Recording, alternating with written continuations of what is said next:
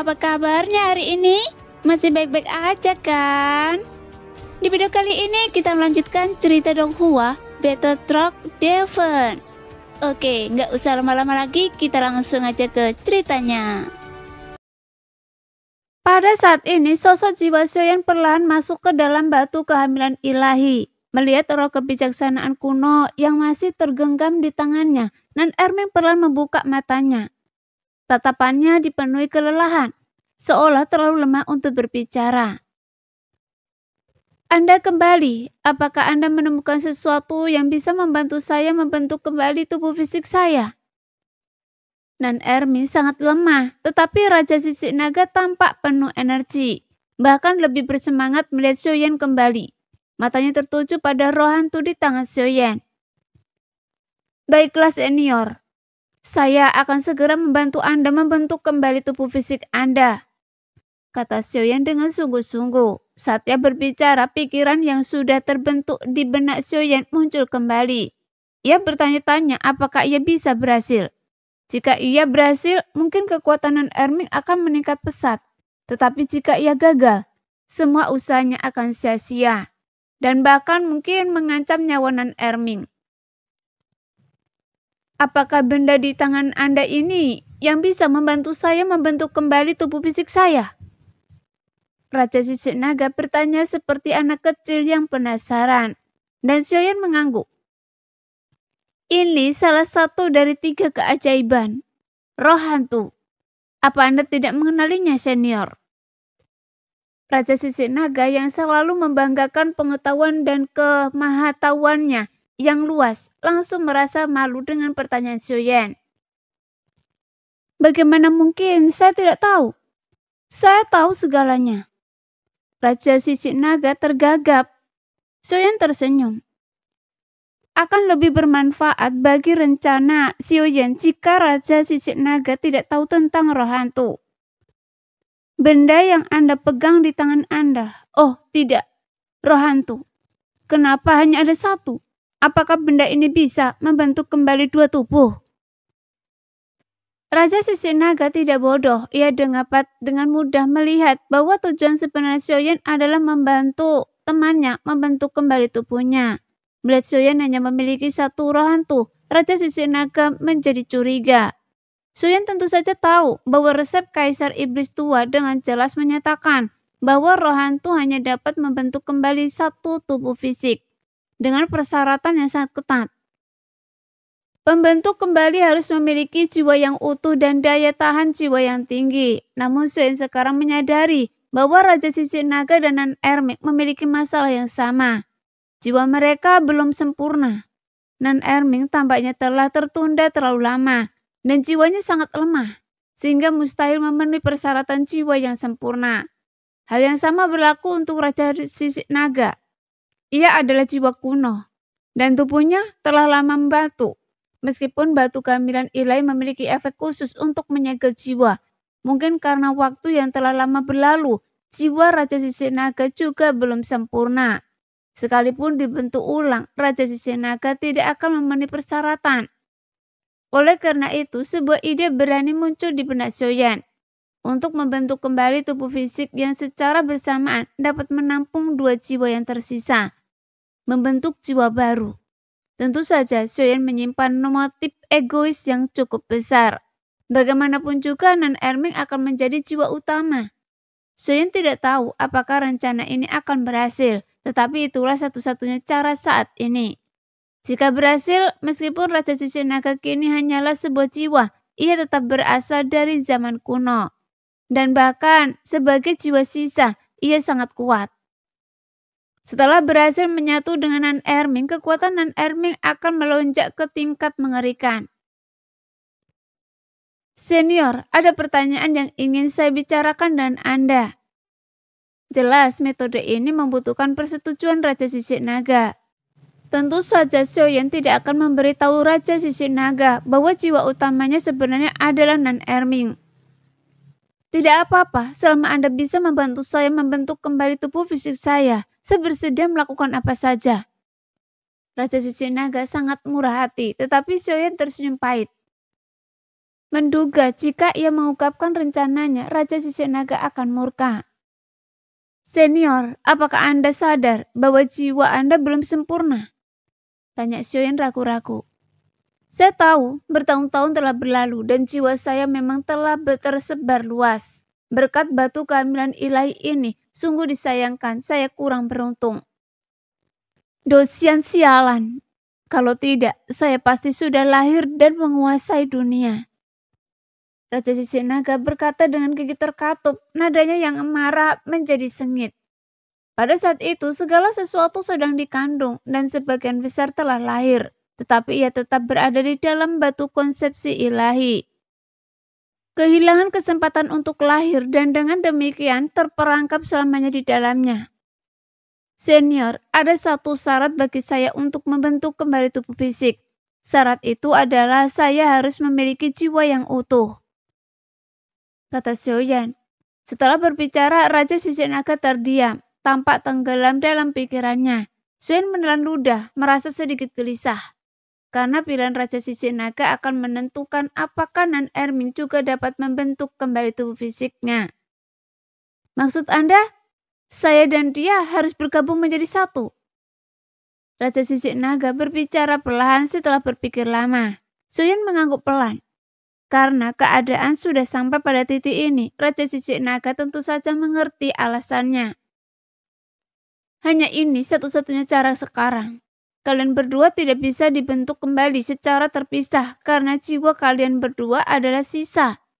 Karena itu, satu-satunya solusi adalah bergabung menjadi satu dan berbagi tubuh, kata Xiaoyan dengan sungguh-sungguh. Raja Sisik Naga kembali terdiam, menatap Nan Erming dengan ekspresi aneh. Ini, bagaimanapun juga, saya adalah Raja Sisik Naga.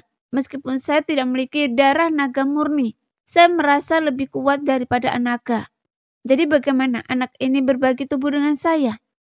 Sungguh menggelikan. Tidak adakah cara lain?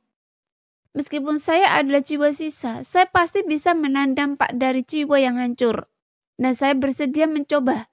Saya tidak ingin berbagi tubuh dengan racun ini, kata Sisik Naga, tampak enggan. Tapi Xiaoyan sudah menduga bahwa Raja Sisik Naga tidak akan mudah setuju.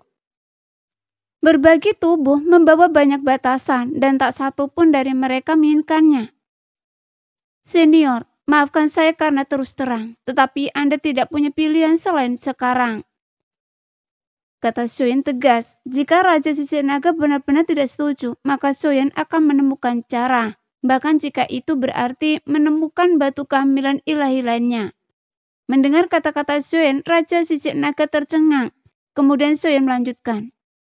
Senior, saya tahu akan mudah bagi Anda untuk membunuh kami berdua. Tetapi Anda tahu betul bahwa Anda telah melewati bertahun-tahun yang tak terhitung jumlahnya untuk akhirnya bertemu dengan saya. Mungkin Anda akan bertemu dengan yang lain setelah saya mati. Tetapi apakah yang itu dapat membantu Anda adalah masalah lain? Saya datang ke sini untuk membangkitkan teman saya. Jadi tentu saja akan baik jika saya dapat membantu Anda. Tetapi metode ini benar-benar membutuhkan jiwa yang utuh. Dan Anda tentu tidak ingin berakhir membatu dan dipertontonkan seperti batu ambar oleh generasi mendatangkan. Mendengar kata-kata Xiaoyan, Raja Sisik Naga bergidik, membayangkan dipertontonkan seperti batu ambar. Namun setelah direnungkan dengan seksama, meskipun kata-kata Xiaoyan tidak menyenangkan, itu memang benar. Xiaoyan sekarang adalah satu-satunya kesempatan bagi Raja Sisik Naga untuk dilahirkan. Jika ia melewatkan Xiaoyan, apakah ia akan bertemu Xiaoyan lain dalam waktu yang tak terhitung jumlahnya? Adalah masalah yang sama sekali berbeda. Terlebih lagi, Raja Sisik Naga benar-benar tercekik di sini. Ia ingin dilahirkan, tidak menghabiskan sisa hidupnya di sini. Tidak pernah meninggalkan batu yang telah melahirkannya sampai jiwanya lenyap. Benarkah? Hanya itu? Raja Sisik Naga masih tampak agak enggan. Suaranya merendah. Tapi Xiaoyan mengangguk serius. Ini satu-satunya cara berbagi tubuh belum tentu buruk. Mungkin itu bahkan bisa membantu satu sama lain mencapai tingkat yang lebih tinggi. Bukankah begitu, senior? Dengan pengetahuan Anda yang luas, Anda bahkan mungkin bisa berdiri di puncak benua Dodi di masa depan. Melihat Raja Sisik Naga mulai melunakkan pendiriannya, Soyen mulai mendekat, merayunya untuk mendapatkan persetujuannya penuh. Ini akan menjadi yang terbaik untuk membangun kembali tubuhnya. Jika Raja Sisik Naga menunjukkan ketidakpatuhan, Nan Erming yang lemah akan berada dalam bahaya besar. Kalau begitu, baiklah, saya setuju. Kapan kita akan mulai membangun kembali tubuh saya? Raja Sisik Naga akhirnya menyetujui permintaan Soyen. Jadi Soyen tersenyum tipis.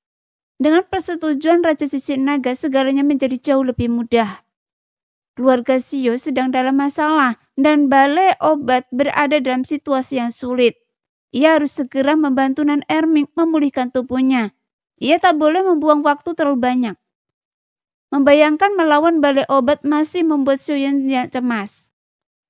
Sekarang, tatapan Soyen tegas dan Raja Sisik Naga tentu saja tidak sabar. Baiklah, saya siap. Ayo kita mulai, kata Raja Sisik Naga. Soyen melirik Nan Erming, raut wajahnya masih menunjukkan kekhawatiran. Soyen tidak khawatir tentang kegagalannya, melainkan khawatir Raja Sisik Naga akan menyabotase proses fusi. Namun Soyen tentu saja mengambil tindakan pencegahan. Raja Sisik Naga ini telah hidup selama bertahun-tahun dan tentu saja sangat cerdik. Meskipun di permukaan tampak Raja Sisik Naga enggan setuju. Siapa yang tahu rencana kecil apa yang sedang ia rencanakan. Soyen tidak menunda lagi dan mulai melangkah selangkah demi selangkah sesuai dengan resep Kaisar Iblis Tua. Langkah pertama adalah menyatukan jiwa Raja Sisik Naga dengan jiwa Nan Erming untuk membentuk jiwa yang hampir sempurna sebelum melanjutkan. Soyen melambaikan tangannya dan jiwa Raja Sisik Naga langsung terpisah dari kepalanya. Jiwa Raja Sisik Naga meraung keluar dari tengkoraknya, tubuhnya yang besar berwujud di dalamnya. Setelah berkelana di dalam batu kehamilan ilahi, jiwa Raja Sisik Naga pelan-pelan menetap di atas Nan Erming. Dibandingkan dengan jiwa Raja Sisik Naga, jiwa Nan Erming tampak sangat lemah. Mata Soyen berkilat tajam dan dengan jentikan jarinya, seberkas api surgawi melesat ke dalam jiwa Nan Erming. Namun Raja Sisik Naga tampaknya tidak menyadari niat Soyen dan tidak bertanya. Gabungkan, seru Soyen lirih. Raja Sisik Naga mengerti dan langsung menyerbu ke dalam jiwa Nan Erming. Jiwa Nan Erming tiba-tiba menjadi sangat terang dan matanya tiba-tiba terbuka dan tertutup. Cahayanya berkobar. Kedua jiwa itu menyatu, bahkan lebih padat dan jiwa Nan Erming pun mulai menunjukkan ciri-ciri Raja Sisik Naga. Dua tanduk kecil muncul di dahinya dan ekor naga panjang tumbuh dari punggungnya. Sisik naga hitam halus menutupi kulitnya. Giliran Anda. Soyen melepaskan roh kebijaksanaan kuno dari tangannya. Sepenuhnya dilumpuhkan oleh roh hantu peringkat kelima. Roh kebijaksanaan kuno tak punya pilihan selain tunduk pada kekuatan hantu Soyen. Meskipun roh kebijaksanaan kuno tampak agak enggan, tetapi Soyen merutkan kening. Dan aura roh hantu di dalam dirinya mengintimidasinya. Memaksa roh kebijaksanaan kuno untuk tunduk dengan patuh. Jadi roh kebijaksanaan kuno hanya bisa berubah menjadi bola cahaya, melayang di atas kepala Nan Erming dan jiwa Raja Sisik Naga yang menyatu. Kemudian gumpalan cahaya mengalir ke dalam jiwa-jiwa itu dan jiwa Soyen segera menarik diri dari batu kehamilan ilahi. Soyen yang duduk segera berdiri, perlahan mengangkat tangannya dan api surgawi menyembur dari pori-porinya. Dengan menggunakan batu ilahi sebagai tungku, saya akan menempa tubuh abadi yang tak dapat rusak. Gumam Soyen saat api surgawi melonjak dari tubuhnya, mengembun menjadi bunga teratai yang berapi-api di hadapannya. Suhu yang mengerikan mulai menyebar. Soyen merutkan kening. Suhunya terlalu tinggi dan pasti akan membahayakan ikan iblis perut raksasa. Jadi, dia harus mengisolasinya. Perisai Segeroh. Soyen melambaikan tangannya dan kekuatan Segeroh melonjak, langsung mengisolasi area di sekitarnya. Suhu api surgawi hanya membakar di area pusat ini. Ikan iblis perut raksasa sebelumnya bergetar hebat, kemungkinan karena suhu api surgawi Soyen terlalu tinggi. Melukai ikan iblis itu. Kali ini Suen jauh lebih berhati-hati, menggunakan segera untuk mengisolasinya agar tidak membakar ikan iblis perut raksasa. Pergi! Suen melemparkan teratai api yang mengangkat batu kehamilan ilahi. Pada saat ini, batu kehamilan ilahi mulai sedikit meleleh, berubah menjadi aura hitam yang mengalir langsung ke jiwa yang dibentuk oleh Nan Erming dan Raja Sisik Naga. Dengan masuknya aura hitam ini, orang dapat dengan jelas melihat bahwa tanduk di kepala Nan Erming mulai mengeras. Memang, sedang dibentuk ulang. Raja Sisik Naga tercengang luar biasa gembira, sebuah tubuh fisik yang terlalu diimpikannya. Wajah jiwa itu adalah wajah Nan Erming dengan fitur-fitur halus. Matanya berubah warna saat membuka dan menutup. Satu pupil normal dan yang lainnya pupil berbentuk berlian milik Raja Sisik Naga. Nan Erming yang tampan kini tampak semakin mengesankan. Jadi Suen menghela nafas lega melihat pemandangan ini. Bertepuk tangan dan dengan percaya diri berkata, "Selesai." Suen harus mengakui bahwa semuanya terasa seperti mimpi. Ia tidak tahu apakah keberuntungan Nan Erming luar biasa atau apakah ini semua takdir. Suen awalnya berpikir bahwa meskipun mereka menemukan batu kehamilan ilahi, mereka tidak akan menemukan roh hantu. Sekalipun mereka menemukan roh hantu dan batu kehamilan ilahi, jiwa Nan Erming akan menjadi sisa, membutuhkan waktu untuk memeliharanya hingga syarat-syaratnya terpenuhi. Tanpa diduga, semuanya berjalan lancar. Mereka tidak hanya menemukan batu kehamilan ilahi, tetapi mereka juga menemukan roh kebijaksanaan kuno peringkat ke-16 di ruang bawah laut tersembunyi ini. Raja Sisik Naga juga merupakan jiwa sisa. Semua kondisinya sempurna. Hanya masalah waktu sebelum Nan Erming merekonstruksi tubuh fisiknya. Pada saat ini, Hundun Pume dan Hong Er menyaksikan pemandangan ini dengan takjub. Meskipun mereka tidak begitu mengerti, dilihat dari ekspresi Suen semuanya tampak baik-baik saja. Saudara Suen, bagaimana kabar Nan Erming? Tanya Hong Er dengan sedikit khawatir. Suen tersenyum pada Hong Er dan berkata, "Jangan khawatir, saya jamin akan memberi Anda dan Nan Erming yang lebih tampan dari sebelumnya. Tidak, Nan Erming yang lebih kuat dan lebih tampan," kata Suen dengan percaya diri. Teratai api surgawi perlahan melahap batu kehamilan ilahi di bawahnya, berubah menjadi gumpalan energi hitam yang menyatu dengan kekuatan hantu. Secara bertahap membentuk tubuh seperti cetakan berdasarkan jiwa Nan Erming dan Raja Sisik Naga. Suen hampir tak percaya bahwa jiwa kuno menyatu dengan jiwa Nan Erming untuk menciptakan tubuh baru. Mungkinkah ini makhluk kuat pertama di benua Dodi yang memiliki jiwa manusia dan jiwa kuno? Suen sangat gembira. Jika ini benar, Nan Erming akan menjadi anggota tim Suen yang sangat kuat. "Ayo kita cari tetua Yo. Kita harus keluar dari sini," kata Suen kepada Hundun Pume setelah masalah Nan Erming terselesaikan. Membentuk kembali tubuh fisik bukanlah tugas yang mudah. Butuh waktu untuk menyatu sepenuhnya. Suen tidak punya waktu untuk menunggu di sini. Ia merasa sangat tenang dengan masalah Nan Erming. Raja Sisik Naga mungkin tidak pernah membayangkan bahwa Suen memasukkan api surgawi ke dalam tubuh Nan Erming. Api itu sama sekali tidak bisa melukai Nan Erming. Lagi pula, Suen telah mengutak-atiknya. Jika Raja Sisik Naga hanya bisa menjadi jiwa sekunder dan hanya bisa muncul dengan izin Nan Erming.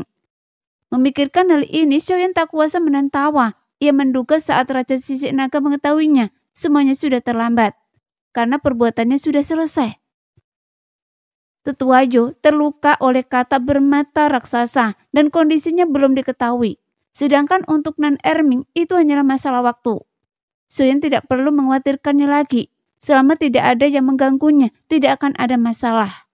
Lagi pula tidak ada apa-apa pun di dalam perut ikan iblis perut raksasa ini yang dapat mengganggu Raja Sisik Naga. Suen tidak akan membuang waktu lagi di sini. Ia harus segera keluar dari sini. Namun Suen dan teman-temannya tidak tahu bagaimana cara keluar dari perut ikan iblis perut raksasa itu. Mereka harus bertanya kepada tetua Yo atau pendeta tinggi untuk jawabannya. Jadi Suen dan Hundun Pume berjalan menuju rumah pendeta tinggi. Banyak sosok kecil berdiri di luar pintu pendeta tinggi, menandakan bahwa Tetua Yo ada di dalam. Melihat Soyen dan Nundun Pume mendekat, sosok-sosok itu secara otomatis memberi jalan bagi mereka. Soyen tersenyum kepada mereka dan bergegas masuk ke rumah pendeta tinggi. Tetua Yo berbaring di tempat tidurnya, wajahnya pucat. Pendeta tinggi dan Yolin berada di sampingnya. Dermawan, tolong selamatkan pimpinan klan. Suku ini tidak bisa hidup tanpanya, kata pendeta tinggi sambil mendekat. Soyen mengangguk. Selama imam besar masih bernafas, Soyen cukup percaya diri. Ia punya banyak ramuan dan obat-obatan. Yolin juga menatap Soyen dengan ekspresi muram. Soyen tersenyum lembut. Jangan khawatir, saya akan berusaha sebaik mungkin untuk menyembuhkan pemimpin klan Anda. Lagi pula, kami telah merepotkan Anda sejak kami datang ke sini, dan Anda telah memperlakukan kami dengan baik. Sambil berbicara, Soyen berjalan ke sisi Tetua Yo dengan lembut memeriksanya dengan kekuatan jiwanya. Semua orang menunggu Soyen dengan tenang. Setelah beberapa saat, Soyen merutkan kening. Ada apa? Apakah ada harapan untuk pemimpin klan kita? Melihat ekspresi Soyen yang berat, Yolin menjadi cemas. Melihat kekhawatiran Yolin, Soyen tersenyum meyakinkannya. Jangan khawatir, meskipun pemimpin klan akan mengalami luka dalam yang serius dan sudah tua, satu pil dari saya akan menjamin kesembuhannya sepenuhnya. Setelah Soyen selesai berbicara, sebuah pil putih biru muncul di tangannya. Tapi itu bukan pil langka, hanya pil penyembuhan yang relatif efektif. Soyen dengan lembut memasukkan pil itu ke dalam mulut Tetua Yo. Saat suhu di tangannya meningkat, pil itu berubah menjadi cair dan ditelan oleh Tetua Yo. Setelah efek obatnya terasa, wajah Pak Tua Yo yang sebelumnya pucat pasi pelan kembali merona. Nafasnya berangsur stabil dan energi hidupnya kembali normal. Baiklah, rawat dia baik-baik, dia akan segera pulih. Dan jangan khawatir, binatang ajaib seperti segel itu tidak akan menyerang Anda lagi, kata Soyen. Setelah selesai berbicara, Yolin tampak tak percaya dan bahkan imam besar pun tampak agak terkejut. Mereka, Anda membunuh mereka semua? Tanya Yolin. Soyen menggelengkan kepalanya. Tidak, mereka tidak memiliki kecerdasan, mereka hanya dikendalikan, jelas Soyen. Binatang ajaib seperti segel ini sering menyerang manusia kecil mereka, sumber masalah yang terus-menerus. Waktu serangan mereka yang tak terduga pasti menyebabkan korban jiwa. Sesuatu yang tak seorang pun ingin lihat. Tanpa diduga, Soyen menyelesaikan masalah itu begitu cepat. Pada saat yang sama, Hundun Bumi menggelengkan kepalanya dan berkata dengan serius kepada Hong Er. Tidak, Anda harus ikut dengan saya. Jika Bibi Huo tidak bisa melihat Anda dan ayah saya tidak bisa melihat Anda, mereka akan menguliti saya hidup-hidup. Meskipun ini adalah wilayah klan binatang iblis dan tidak banyak bahaya, Hundun Pume masih terlalu khawatir dengan kekuatan Hong Er. Jika sesuatu yang tak terduga terjadi, ia khawatir Hong Er tidak akan mampu mengatasinya sendirian. Saudara Soyen, melihat tatapan tegas Hundun Pume, Hong Er langsung menoleh menatap Soyen dengan iba, yang membuat Soyen merasa canggung dan ia terbatuk. Saudara Bume, Anda lihat tidak ada bahaya di sini. Wajar saja jika dia mengkhawatirkan kekasihnya. Bagaimana kalau begini? Saya akan memberikan adik Honger api surgawi, menjamin tidak ada seorang pun di sini yang bisa menyakitinya. Api itu juga bisa membantu menjaga Nan Erming. Bagaimana menurut Anda? Atas permohonan Honger, Soyen tak kuasa menahan diri untuk membelanya, yang membuat Hundun Pume melirik Honger dan masih tampak gelisah. Namun Soyen menepuk bahu Hundun Pume dan sekuntum bunga teratai api 5 warna muncul di tangannya. Ia kemudian mengepakkan tinjunya lagi dan bunga teratai api 5 warna itu berubah menjadi manik-manik yang dipenuhi aura kekerasan. Ia kemudian menyerahkannya manik-manik itu kepada Hong Er. Ini adalah manik-manik kaca 5 warna. Saya memadatkannya dengan api surgawi. Manik ini dijamin akan menghancurkan siapapun di bawah bintang 6 hingga berkeping-keping. Meskipun itu tidak ada bahaya nyata di sini. Lebih baik selalu berhati-hati. Instruksi Soyen. Hundun Pume menatap mata Hong Er yang memohon dan akhirnya menyerah sambil mendesah. Baiklah, kalau begitu jangan berkeliaran. Meskipun kita berada di wilayah klan binatang iblis, tempat ini tidak sepenuhnya aman. Jika ada bahaya, segera kirim pesan kepada saya. Berhati-hatilah. Menyadari bahwa ia tak bisa membujuk Hong Er, Hundun Pume membiarkannya begitu saja. Ada seorang pendeta tinggi di sini, dan lagi pula Suyen telah melenyapkan semua ancaman langsung dari perut ikan iblis berperut raksasa itu. Terima kasih Saudara Pume. Ingat untuk memberitahu ibu bahwa saya aman saat kita kembali. Hong Er berseri-seri kegirangan ketika melihat Hundun Pume akhirnya mengangguk. Kemudian Hundun Pume memberi Hong Er beberapa instruksi lagi sebelum merasa lega. Ayo pergi, pendeta tinggi. Setelah Hong Er pergi, pendeta tinggi terus memimpin mereka bertiga menuju tempat di mana tak ada lagi rumah atau bangunan dan tak ada lagi orang-orang kecil. Lingkungan sekitar kosong dan tanah menjadi semakin lunak. Sebuah lubang gelap muncul di depan mereka. Ketika mereka mendekati lubang itu, mereka bisa mendengar deru angin, seolah-olah berasal dari sana. Apakah ini pintu keluarnya? Suyen menatap lubang hitam itu dan merasakan daya isap saat ia perlahan mendekat. Ketika ia cukup dekat, ia menyadari bahwa itu bukanlah lubang hitam, melainkan sebuah formasi. Mirip dengan lubang cacing di kota si raksasa. Hanya saja skalanya jauh lebih kecil. Ada susunan teleportasi di sini. Kenapa Anda tidak keluar? Tanya Xiaoyan heran. Fakta bahwa ada jalan keluar, meskipun orang-orang kecil itu tetap di sini untuk menjaganya, membuat Xiaoyan kagum. Saya tidak akan menjelaskan lebih lanjut. Saya yakin Permaisuri sudah memberitahu Tuan Muda. Apa yang kita lindungi jauh lebih hebat daripada Raja Sisik Naga ini. Kata imam besar sambil tersenyum. Hundun Pume mengangguk. Di mata langit berbintang, ia melihat ibunya yang sepertinya telah bercerita banyak kepadanya. Melihat ini, Suyen tidak perlu bertanya lagi. Lagi pula ini menyangkut rahasia keluarga, dan sebagai orang luar, Suyen seharusnya tidak ikut campur. Terima kasih atas perhatian Anda selama ini, senior. Kami tidak akan mengganggu Anda lagi. Kata Suyen, menggenggam tangannya sebagai ucapan selamat tinggal kepada imam besar. Senior, tolong jaga adik Hong Er baik-baik. Saya akan kembali menjemputnya setelah saya selesai mengurus masalah ini. Hundun Pume juga menangkupkan tangannya sebagai ucapan selamat tinggal. Imam besar mengangguk pelan kepada Hundun dan Xiaoyan. Kemudian Xiaoyan dan Hundun Pume berbalik untuk pergi. Tetapi tepat saat mereka hendak pergi, imam besar memanggil Xiaoyan lagi. Dermawanku, dalam pertempuran ini, waspadalah terhadap belalang sembah yang mengintai jangkrik. Tanpa menyadari keberadaan Aurelia di belakang, berhati-hatilah. Imam besar memperingatkan Xiaoyan yang membuat Xiaoyan terdiam. Kilatan cahaya berkilat di matanya. Ia membungkuk kepada imam besar lagi sebelum melangkah ke dalam susunan teleportasi bersama Hundun Pume. Dan imam besar yang bersandar pada tongkatnya. Menyaksikan Xiaoyan dan Hundun Pume menghilang. Ia berdiri di sana cukup lama, mendesah pelan lalu pelan pergi. Susunan teleportasi itu sangat pendek. Xiaoyan merasakan kegelapan di depan matanya dan ia pun keluar, kembali ke dalam gua raksasa. Ia sekarang berdiri di atas kepala ikan iblis perut raksasa. Meskipun sumber cahaya di atas kepala ikan iblis perut raksasa tidak dapat mengungkapkan ke sekelilingnya. Cahaya itu memungkinkannya untuk melihat dengan jelas penampilan ikan itu.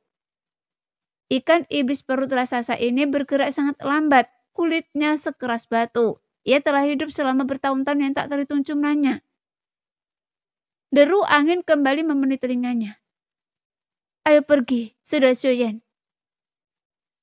Hundun Pume menoleh dan mengirimkan suaranya kepada Xiaoyan. Jadi Xiaoyan mengangguk dan keduanya melompat ke udara. Arus mengangkat mereka sekali lagi. Xiaoyan kembali mengenakan zirah rohnya. Terlalu banyak kejadian tak terduga di gua ini, dan Xiaoyan tak berani gegabah. Selama penerbangan untuk sesaat, Xiaoyan merasa seolah-olah ada sepasang mata yang diam-diam mengamasinya. Perasaan ini membuat bulu kuduk Xiaoyan berdiri. Xiaoyan menatap tajam ke bawah, ragu apakah itu imajinasinya atau kenyataan.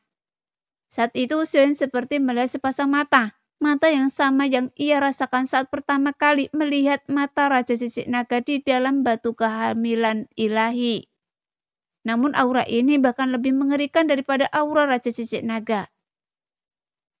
Sudah Bume, rahasia apa yang tersimpan di gua ini? Sun menatap tajam ke arah apa yang tepat di bawahnya. Kegelapan di sekitarnya sudah terasa menyesakkan, ditambah dengan perasaan diawasi yang tiba-tiba membuatnya merinding. Jadi Xiaoyan tak kuasa menahan diri untuk bertanya pada Hundun Pume. Hundun Pume menoleh dan menatap Xiaoyan dengan tatapan bingung. Ekspresinya tampak ragu sejenak sebelum berbicara, seolah mengatakan sesuatu yang tak dipahami Xiaoyan. Namun Hundun Pume juga tampak tidak berbicara kepada Xiaoyan. Tepat saat Hundun Pume membuka mulut untuk berbicara, sepasang mata merah darah muncul di kegelapan di sekitarnya, memancarkan cahaya merah darah yang samar. Xiaoyan terkejut dan tampaknya ada lebih dari satu pasang mata ini. Di dalam gua yang awalnya gelap gulita, puluhan ribu pasang mata muncul. Seketika seluruh gua diterangi cahaya merah tua. Ini apa? Xiaoyan terkejut menatap mata merah darah yang tak terhitung jumlahnya di sekitarnya. Sejenak bingung. Meskipun ia sudah menduga bahwa gua ini bukan sekedar kegelapan dan pasti ada sesuatu yang tersembunyi di dalamnya. Ia tak pernah menyangka itu adalah puluhan ribu mata merah tua ini. Tapi Hundun Pume membuka mulutnya lagi seolah memberi instruksi. Tetapi angin terlalu kencang untuk mendengar jelas. Puluhan ribu mata merah tua itu perlahan meredup dan sekelilingnya kembali gelap. Seolah tak terjadi apa-apa. Hundun Pume mengangkat bahu ke arah Xiaoyan. Ayo pergi, saudara Xiaoyan. Ini rahasia keluarga. Saya hanya bisa menunjukkan ini pada Anda. Hundun Pume berpesan kepada Xiaoyan. Xiaoyan yang masih agak terpana oleh pemandangan spektakuler itu mengangguk ke arah Hundun Pume. Dan keduanya kemudian perlahan mengikuti arus udara dan keluar dari gua lagi. Kali ini, meskipun mereka bertemu ikan aneh, mereka semua menghindari apapun yang dikatakan Hundun Pume, seolah-olah takut akan hal itu. Sepertinya Ibu Hundun Pume banyak bercerita tentang gua itu. Kalau tidak, mereka tidak akan bersusah payah seperti ini saat pertama kali masuk. Waktu terasa lambat saat mereka masuk, tetapi terasa cepat saat mereka keluar. Tak lama kemudian, keduanya melihat cahaya di kejauhan. Cahaya itu perlahan membesar dan keduanya akhirnya terbang keluar dari gua raksasa itu, melompat mengikuti aliran udara dengan mendarat dengan mantap di luar gua. Akhirnya keluar. Setelah sekian lama berada di lingkungan yang gelap, cahaya yang tiba-tiba itu sulit untuk beradaptasi. Xiaoyan menyipitkan mata melihat sekelilingnya, menarik nafas dalam-dalam dan mencium aroma obat yang membuatnya gemetar. Ayo pergi, jangan coba-coba mencuri ramuan obat lagi. Hundun Pume secara alami dapat membaca pikiran Xiaoyan, yang membuat Xiaoyan tersenyum pahit dan menggaruk kepalanya. Sekarang bukan waktunya. Dia tidak tahu situasi keluarga Xiao saat ini dan harus segera kembali. Di pintu masuk pegunungan kuno, dua Meng An yang besar menjaganya. Dari kedalaman ngarai, dua sosok pelan keluar. Sosok itu adalah Xiaoyan dan Hundun Pume. Tuan muda. Meng An menyapa Hundun Pume dengan membungkuk. Jadi Hundun Pume tersenyum dan melambaikan tangan. Setelah meninggalkan pegunungan kuno, Xiaoyan merasa beban berat terangkat dari pundaknya. Ia mengagumi misteri pegunungan monster yang tidak hanya membatasi penerbangan tetapi juga kekuatan jiwa. Pasti ada rahasia tersembunyi di dalam klan monster. Kalau tidak, mereka tidak akan begitu berhati-hati. Xiaoyan tidak terlalu banyak berspekulasi karena klan monster dan keluarga Xiao memiliki hubungan yang baik dan tidak menimbulkan ancaman. Ayo pergi. Xiaoyan dan Hundun Pume melayang di udara berubah menjadi dua garis cahaya dan menghilang ke langit. Di dalam aula utama klan monster, Hundun Batian sedang duduk. Beberapa sosok lain berdiri di aula. Pemimpinnya mengenakan karakter obat besar di jubahnya, yang menunjukkan bahwa ia berasal dari aula obat. Pakaiannya identik dengan Sui Han yang pernah bertemu Zhen Pufan. Hanya saja ia dikawal beberapa pengawal. Sepertinya setelah insiden Sui Han, balai obat menjadi semakin berhati-hati. Patriark, maukah Anda menerima tawaran dari balai obat kami? Sang pemimpin, seorang pria kurus, memegang nampan giok berisi beberapa pil. Aroma pil yang kaya memenuhi aula. Namun Hundun Batian tetap acuh tak acuh, hanya melirik pil-pil di nampan sebentar sebelum matanya menunjukkan ekspresi termenung. Melihat tatapan Hundun Batian yang merenung, sang pemimpin mengeluarkan botol giok bening berisi beberapa lembar daun teh. Ia tersenyum tipis. Patriark, Anda pasti pernah mendengar tentang teh salju absolut ini. Pil-pil ini dan 5 ons teh salju absolut ini. Inilah sikap yang diinginkan balai obat kami dari klan binatang iblis. Patriark, bagaimana menurut Anda? Sang pemimpin berbicara lagi. Mata Hundun Batian berkilat tajam saat ia menatap 5 ons teh salju absolut di tangan sang pemimpin. Teh ini adalah barang langka dan berharga. Teh salju mutlak ini pernah dicicipi saat 3 kaisar berkumpul. Setiap helai daun teh adalah harta karun, tak ternilai dan tak terjangkau. Teh yang tak terbeli dengan uang. Hundun Batian memiliki pemahaman tentang upacara minum teh dan sangat menyukai teh berkualitas. Jika uang atau pil diletakkan di hadapannya, ia mungkin akan menolak tanpa ragu. Namun demi teh yang tak tertandingi ini, Hundun Batian ragu-ragu. Coba saya pikirkan. Hundun Batian menjilat bibirnya menatap wadah teh di tangan orang di aula pil. Seolah ia sudah bisa mencium aroma teh salju mutlak yang meluap. Saat Hundun Batian masih bergulat dengan keputusannya, 2 garis panjang terbang dari luar aula, berhenti di pintu masuk dan pelan memasuki pandangan Hundun Batian. Dan kedua sosok ini adalah Suyin dan Pume. Mayer, Anda sudah kembali. Hundun Batian akhirnya merasa lega ketika melihat Hundun Pume. Ayah, saya baik-baik saja. Hundun Pume menggenggam tangannya dengan hormat. Paman Batian. Sun juga menggenggam tangannya memberi hormat kepada Hundun Batian yang tersenyum dan mengangguk. Senang Anda baik-baik saja. Tunggu, di mana Hong Er? Hundun Batian tiba-tiba menyadari bahwa seseorang hilang. Dan suaranya langsung naik 8 oktav. Ini. Hundun Pume tergagap dan ia langsung menjadi cemas dan tiba-tiba berdiri. Ada apa? Apa yang terjadi pada Hong Er? Hong Er adalah putri Cai Huang dan Hundun Batian memperlakukannya seperti putrinya sendiri. Jika sesuatu benar-benar terjadi pada Hong Er, bagaimana mungkin dia menjelaskannya kepada Cai Huang? Paman Batian, jangan khawatir. Hong Er baik-baik saja. Dia hanya memutuskan untuk tinggal dan menemani Nan Erming. Jadi dia tidak ikut dengan saya untuk sementara waktu. Sun segera menjelaskan ketika melihat Hundun Batian gelisah. Sehingga Hundun Batian menghela nafas lega mendengar ini. Dan melototi Hundun Pume dengan kesal. Kalau terjadi apa-apa pada adik Anda Hong Er, saya akan membunuh Anda. Dasar bocah nakal.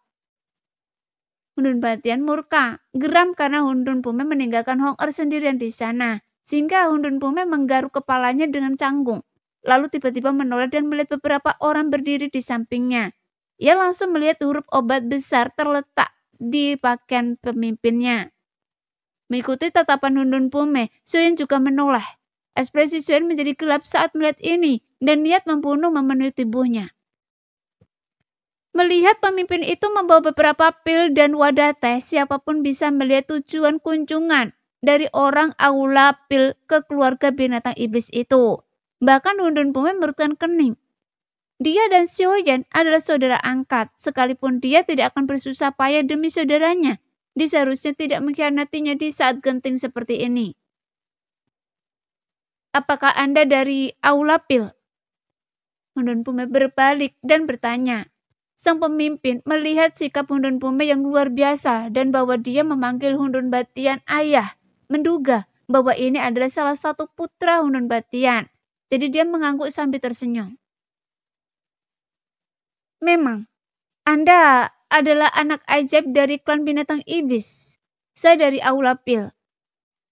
Saya dengar Tuan Muda Pume menyukai armor dan senjata. Dan saya ingin tahu apakah armor dan senjata ini cocok dengan selera Tuan Muda. Para anggota aula pil tentu saja melihat Suyen, tetapi mereka memilih untuk mengabaikannya dan menyapa Hundun Pume dengan senyuman. Sepertinya mereka sudah tahu bahwa Hundun Batian sangat menyayangi putranya. Namun mereka tidak pernah menyangka bahwa Hundun Pume dan Suen adalah saudara angkat. Enyahlah, saya tak peduli. Klan Hundun Pume melihat para anggota Aula Pil mengeluarkan satu set senjata dan armor. Meskipun armor ini sangat berharga dan memiliki kemampuan bertahan yang kuat, armor kelas atas yang sulit didapat. Namun Hundun Pume hanya meliriknya dan berteriak kepada para anggota Aula Pil. Tapi pemimpin anggota Aula Pil tampak tidak terkejut sama sekali dan tetap menyapa mereka dengan senyuman. Tuan Buddha, sudahkah Anda memikirkan ini matang-matang? Apakah Anda mencoba menjadikan Aula Pil saya musuh?